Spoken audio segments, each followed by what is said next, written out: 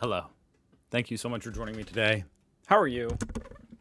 Today, I'm reacting to cops from around the world reacting to U.S. policing. It's a little bit odd, I recognize that, but I think it's interesting. You know, I want to hear what the police have to say. Other police from around the world have to say about U.S. policing. I know it can be very, very different here. Very different. So I am actually very intrigued to hear what they have to say and their thoughts about it. I don't know exactly what they're going to be reacting to. Let's see. It's by a small and up-and-coming YouTube channel, the New York Times. Check them out, link down below. There might be some kind of graphic nature to this, guys. Watch out. Okay, or don't watch. It's the first moment when we can clearly see that Floyd is face down on the ground, with 3 officers applying pressure. George Floyd was, I mean, a gigantic... It can't be understated how gigantic that event was, and the subsequent protests. To his neck, torso, and legs. So, I mean, to be honest, this is kind of how most of America reacted to this as well. So it's like, you know, appalled. So if I was critiquing this here video just a little bit, I'd be more interested in seeing them react to what Americans would view as normal policing, but okay. That's a murder. He was sentenced. I mean, Derek Chauvin, the main officer, was sentenced. I'm speechless, if I'm honest. Whoa.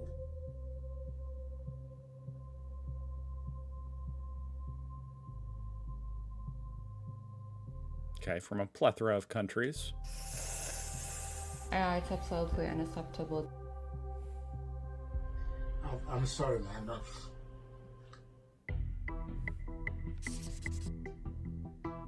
Hours of training required in the United States versus the job.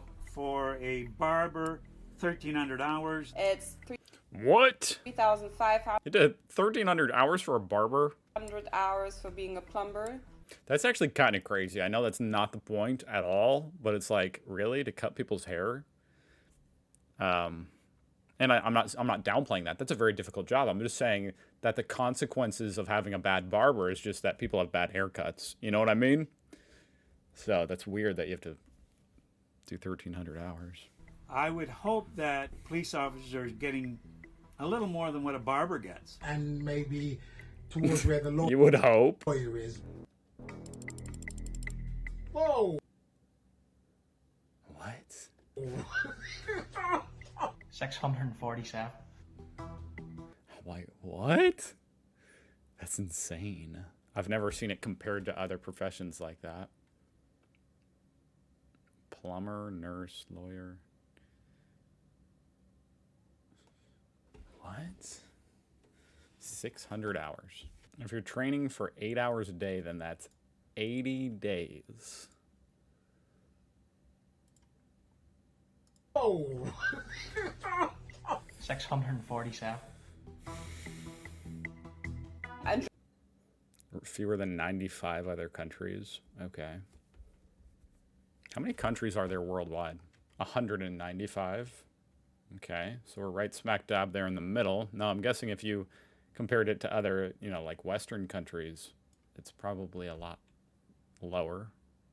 Germany, I trained 3 years. We have practical and theoretical training. In Northern Ireland, we're not just taught the legal side, we're taught how to use and think on our feet as well. And it's those skills that make you a better police officer. You know, I don't think the American cops are taught the legal side nearly enough. Countless, endless amounts of videos of, you know, you have these people that are called auditors. They call themselves auditors. It's like a whole community of people here in America, maybe elsewhere as well. But, you know, typically they're auditing the First Amendment, where they basically go up to cops and say whatever they want, or, you know, and see if they will be arrested unlawfully. And it's astounding how few cops here in America know the American laws, you know, as far as free speech, that type of thing. Okay. It also doesn't help that America's policing system is fragmented to the point of farce, with around 18,000 different forces. 18,000. 18,000 sets of rules, policies, regulations, and 18,000 levels of accountability. Here in Canada, we have 141. In the UK, we have got 43. In Italy, there's basically only 2. We have 17. I will never complain about that anymore, since there is a country that has 18,000. Obviously, America has a much larger population, but not that much larger, right? Like, not nearly that much larger. I wish they kind of did it per capita. But yeah, there's like a different police force for every county, pretty much, here in America. The Warrior Mindset, Kentucky State Police Academy. Gee. And then they also have state police, who will, police that have jurisdiction over the entire state that you're in. And then they have federal police. Warrior Mindset, Kentucky State Police Academy. Gee. The very first essential for success is a perpetually constant and regular employment of violence.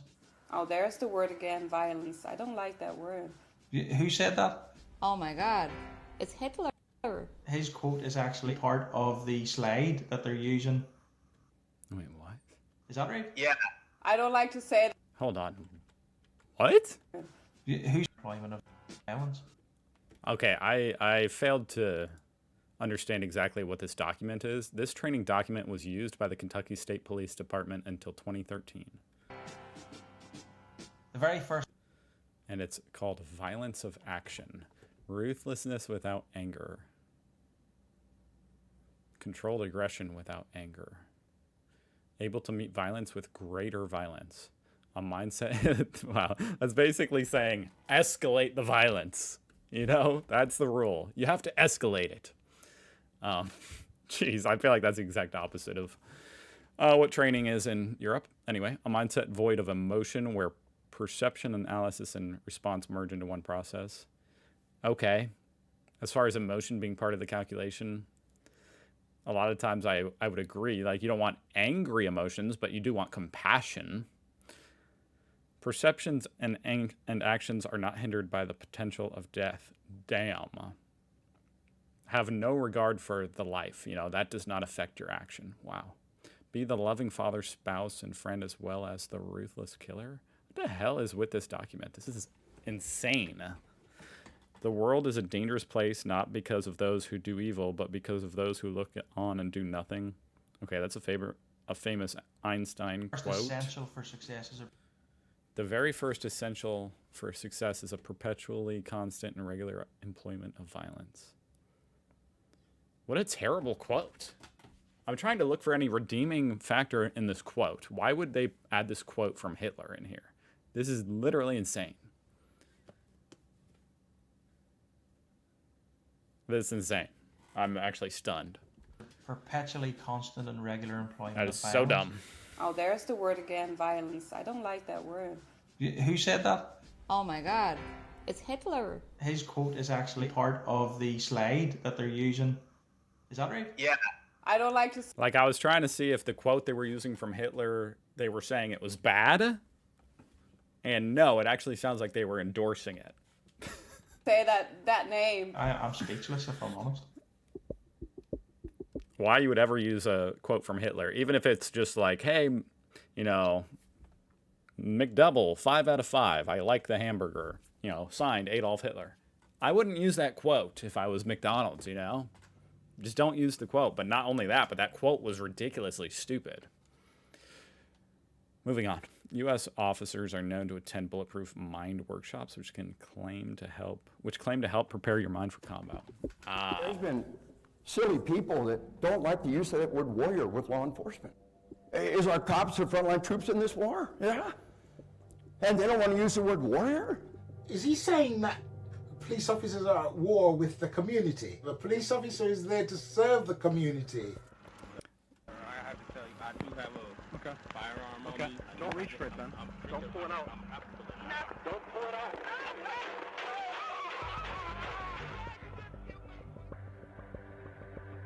All we see is this scenario going the way... You know, the fact that, you know, that we have the Second Amendment in America complicates things so heavily, and how unrestricted gun access is here in America. It complicates law enforcement so heavily because basically they are justified in shooting you if they are, apprehending you or talking to you or whatever, if you reach for something, which that's insane, right? Like literally that. If you just put your hands down where they can't see them and they think you might be grabbing for a weapon, which because there's so many guns here in America, that's what they assume you might be doing. They basically have grounds to shoot you. Which is just insane. I mean, I laugh just because it's so preposterous. Just putting your hands in your pocket, in your coat pocket. And with that said, don't do that if you're in America and you get stopped by the cops. You got to keep your hands where they can see them. That we've been trained that it could go. Guess which of the following images are US soldiers in Iraq and which are police officers in American cities? Trick question. They're all police. Okay. All of them I think, are soldiers. And I think number 2 and 4 are militaries. Oh! They're all police. I'm not really surprised by that. I mean, I've watched a million cop videos. Because for as wild and militarized as the police are here in America, that does make for some very interesting videos, right? All over the internet. So I've seen a million, and when there's a bad dude, there's all sorts of service rifles, and whether there's a dude holed up in an office or a house or whatever, yeah, they call in the big guns. They absolutely. I've seen tons of videos where guys like this show up. It's crazy. Militaries. Oh! Which once again just kind of goes back to the fact that there's so many weapons in America. The police don't want to be outgunned. So the problem escalates. All police. They're all police. Oh, shit. For several nights this week, this was Ferguson, Missouri. Policing is very dangerous work, but police officers are not warriors. I police in Northern Ireland, have done for 21 years. I still, to this day, have to check under my car for a bomb being underneath my car. And even then, I still do not see myself as a warrior. I'm happy that our police officers have got the sense to be able to talk to members of the public and realize that they're servants of the public and not an occupying force. That definitely is a aspect of policing that cops here, a lot of cops here don't understand that they're servants of the community. They just don't get that. A lot of guys, unfortunately, who become cops are like power hungry, power thirsty assholes. There's also good guys who become cops. That's absolutely a fact. You know what I mean? I've dealt with a lot of cops, a lot of them very nice guys. They help me. And some not nice guys. Some actually tricked me, Anyway.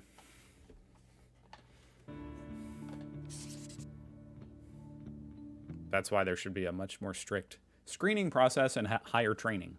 Cops accused of stealing over $225,000 can't be sued thanks to qualified immunity. What's that?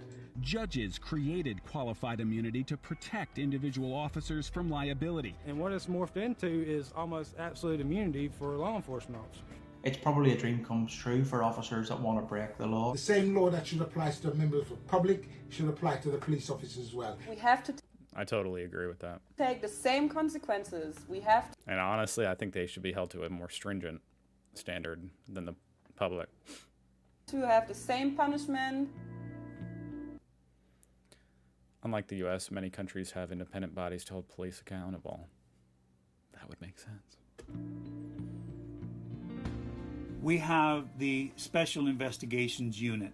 We have the Office of the Independent Police Review Directorate. I used to be the chief of the police academy in Georgia, and also I used to be the chief of Ukrainian National Police. They were both very corrupted, and it was a huge legacy from the Soviet Union. In Georgia, we disbanded entire traffic police. We fired 15 to 20,000 police officers. And Ukraine, it was the same. Okay. Reforms in the law enforcement system were so vital. You have accountability in front of the citizens.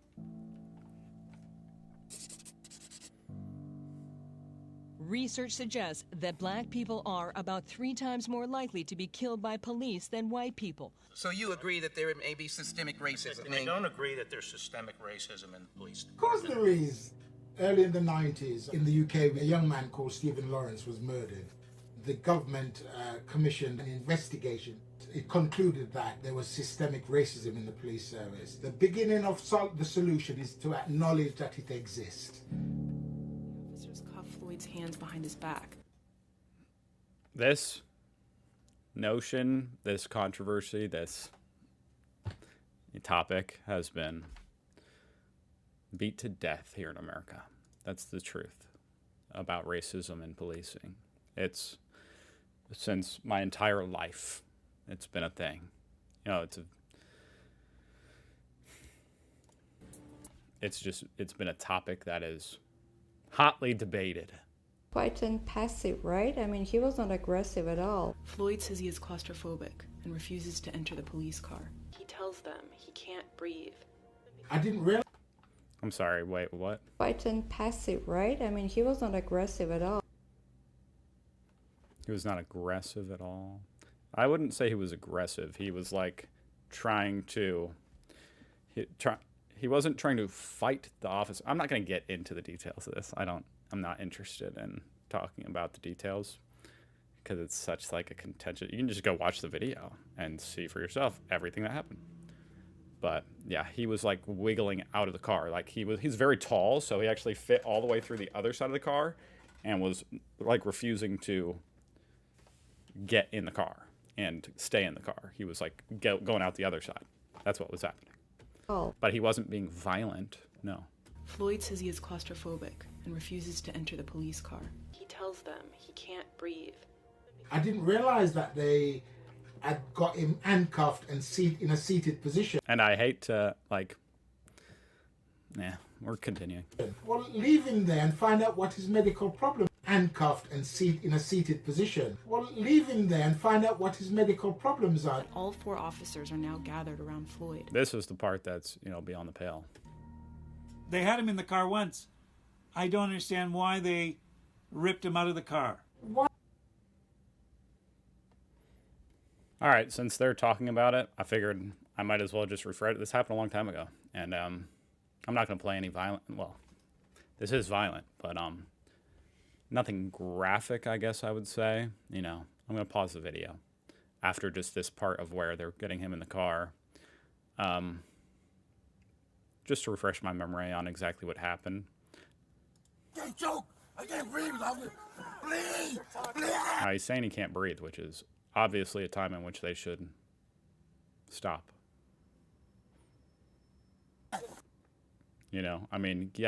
Get over the fact that you're not going to be able to get him in the car. My wrist, man. Please. See, they push him in that way. He shuts the door, but he is coming out the other side. I'm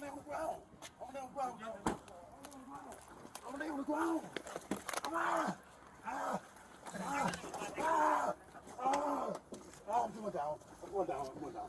Get in the squad. I'm going down. I'm not going to lose, man. Bro, you going to die of a heart attack, right? I know, I can't breathe. Get in the car. So they're trying to put him in the car. I don't know, man. It's a totally disturbing scene and a total failure on the police part. But as far as saying, why did they yank him out of the car? I don't know why you would say that. Because I don't think that's exactly how it went. Still a total failure on their part. I'm in the car once. I don't understand why they ripped him out of the car. Why isn't that other officer telling him to get off his neck? 1 to 3 big guys. I mean, it's like, of course, it's excessive use of force. The fact that not one of them have actually turned around and said, get off his neck. It's all. Yeah, it's about the guy being on his neck. That's the really unbelievable part. While Floyd is saying he can't breathe. Almost that arrogance. Chauvins kept his knee on Floyd's neck for a total of 8 minutes and 46 seconds. That's a murder. I really do feel sorry for the police officers who were there want to do a good job. And doing their job in very difficult circumstances and putting their lives at risk. But there is no rule of law with corruption. There is no democracy with corruption. I identify myself with being a cop very much. I love my job. And when I see that other people wearing the same uniform as I do, killing people, I feel ashamed. This is probably, in my opinion, the worst example, caught on video at least, of police. I don't know if you can call it brutality when they straight up just kill this guy. I'm not going to play that part, but I'll play just a moment of it. Down. We are going to shoot you. Do you understand me? Yes, sir. Crawl towards me. Crawl towards me! You have to understand this guy's also drunk, so that's part of why he's, you know, responding a little bit oddly. What happens is he reaches back to pull up his pants, and this officer shoots him. And in George Floyd's case, the officers were charged. And I know at least Derek Chauvin's in jail. In this case, the one I just showed you, this officer was acquitted. So I don't know if you call that what you want to call a problem. I think it's a problem with training is probably an understatement. And I'd say it's also a problem with police culture. That was very interesting. Thank you very much for watching. I'll see you guys tomorrow. Goodbye.